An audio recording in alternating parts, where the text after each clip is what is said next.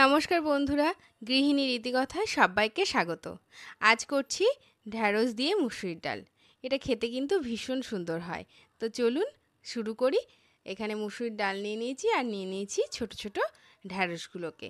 এগুলোর মাথাটা আর পিছনটা কেটে নিলেই কিন্তু কাটা হয়ে যাবে, বেশি টুকরো করতে হবে না। আর মুসুরির ডালটাকেও একটু দানা দানা রেখে সেদ্ধ করে নিচ্ছি। আর এদিকে আরও কিছু সবজি লাগবে, সেগুলো বানিয়ে নিচ্ছি। এখানে রসুনটাকে ছোট ছোট করে মিহি করে টুকরো করে নিতে হবে। এটা থেতো করে নিলেও কিন্তু অসুবিধা নেই। আর পেঁয়াজটাকেও কিন্তু এখানে বেশ মোটা মোটা করেই বানাতে হবে, একদম পাতলা পাতলা করে এখানে বানানোর কোনো কিছুই দরকার নেই। এবার টমেটোটাকেও কিন্তু ওরকমভাবেই একটু মোটা মোটা করেই বানিয়ে নিচ্ছি। এইভাবে একটু মোটা মোটা করে বানালে দেখতে সুন্দর লাগবে। ঢ্যাঁড়সের সঙ্গে টমেটো একটা বেশ কালারফুল ব্যাপার আসবে। এদিকে দেখুন ঢ্যাঁড়সগুলোকে ঠিক এইভাবে কেটে নিতে হবে। তো চলুন বাকিগুলো আপনাদেরকে একটা দেখিয়ে নিই, আর একবার দেখিয়ে বাকি ঢ্যাঁড়সগুলো আমি কেটে নিচ্ছি। কেটে নিয়ে বাকি তারপরে কি করতে হবে সেটাও দেখাচ্ছি। এদিকে এতক্ষণে ডালটাও সিদ্ধ হয়ে গেছে। ডালটাও দেখুন ঠিক দানা দানা একটু রয়েছে। এবার কড়াই বসিয়ে দিয়েছি। কড়াইয়ের মধ্যে দিয়ে দিলাম 3 টেবিল থেকে 4 টেবিল চামচ সর্ষের তেল। এই রান্নাটা অবশ্যই সর্ষের তেলে করবেন, তাহলে বেশি ভালো টেস্টটা লাগবে। তেলটা গরম হয়ে গেছিলো, দিয়ে দিলাম তেজপাতা আর শুকনো লঙ্কা, আর এরপরে দিয়ে দেবো একটু পাঁচফোড়ন। এই তিনটে বেশ সুন্দর করে ভাজা হয়ে গেলে একটা বেশ সুন্দর একটা সুগন্ধ বেরোয়। এই সুগন্ধ বেরোনো পর্যন্ত এটাকে একটু ভাজতে হবে। তারপরে এর মধ্যে দিয়ে দেবো এই যে মিহি করে কুচি করে রেখেছি রসুনটা, এই রসুনটাকেও একটু সুন্দর করে ভাজার কিন্তু এখানে দরকার নেই। এখানে মোটামুটি একটু মানে নাড়াচাড়া করে নিয়ে এর মধ্যে দিয়ে দেবো আমি পেঁয়াজের টুকরোটাকে। পেঁয়াজটা যেহেতু এখানে একটুখানি মোটা মোটা করেই বানানো আছে, তো এর সঙ্গে একসঙ্গেই দিয়ে দেবো আমি ঢ্যাঁড়সটাকে। এইবার ঢ্যাঁড়স আর পেঁয়াজটাকে বেশ সুন্দর করে কিন্তু ভাজতে হবে। একটু সিম আঁচে হোক, সিম থেকে মিডিয়াম হিটের মধ্যেই এটাকে মানে করতে হবে। খুব হাই হিটে কিন্তু ভাজলে কিন্তু ঠিকঠাক ভাজা হবে না। এদিকে একটুখানি পেঁয়াজ আর ঢ্যাঁড়সটাকে একটু নাড়াচাড়া করে নিলাম।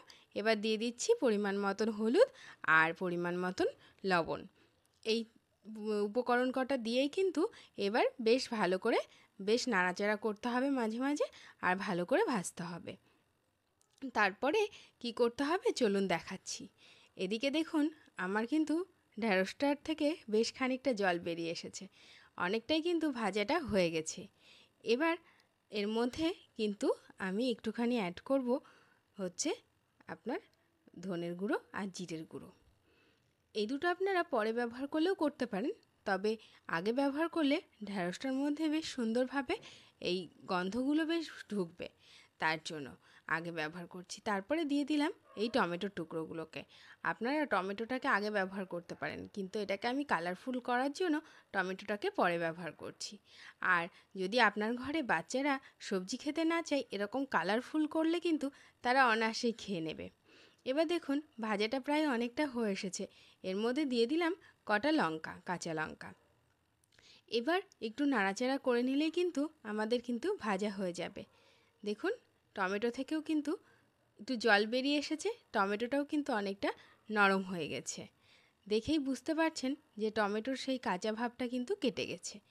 এবার দিয়ে দিচ্ছি সেদ্ধ করে রাখা ডালটাকে।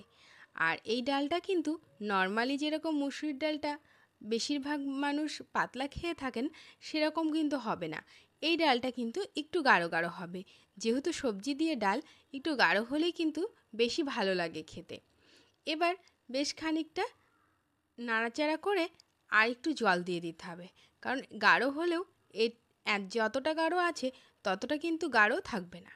তো তাই দিয়ে দিলাম আর একটুখানি জল। এবার দিয়ে দেব পরিমাণ মতো লবণ।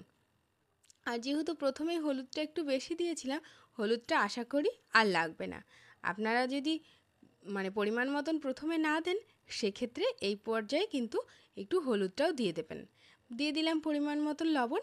এবার বেশ খানিকটা ফুটতে সময় দিতে হবে, তাহলে কিন্তু তৈরি হয়ে যাবে আমাদের এই মুসুরির ডাল দিয়ে ঢ্যাঁড়স। এটা কিন্তু খেতে কিন্তু সত্যিই দুর্দান্ত হয়। দেখুন এদিকে কিন্তু আমার টমেটো আর ঢ্যাঁড়স কিন্তু বেশ সুন্দর করে সেদ্ধ হয়ে গেছে। এই পর্যায়ে দিয়ে দেব একটু ভাজা মশলার গুঁড়ো, এতে গন্ধটা খুব সুন্দর আসবে। দেখুন আমার কিন্তু রান্না একদম কমপ্লিট হয়ে গেছে। এবার সার্ভ করব। তো কেমন লাগছে আমার চ্যানেলের রান্নাগুলো অবশ্যই জানাবেন। আর ভালো লাগলে অবশ্যই সাবস্ক্রাইব করে পাশে থাকবেন। আর পাশে থাকা বেল আইকনটি প্রেস করতে ভুলবেন না। তাহলে যে কোনো আপলোডের ভিডিওর নোটিফিকেশন আপনাদের মোবাইলেই সবার আগে পৌঁছে যাবে। তো অবশ্যই জানাবেন এই রেসিপি আমার কেমন লাগলো। নতুন বন্ধুরা অবশ্যই সাবস্ক্রাইব করে পাশে থেকো। আজকের মতন এই পর্যন্তই। টাটা। আমরা একটু টেস্ট করে দেখি, তোমরাও ট্রাই করো।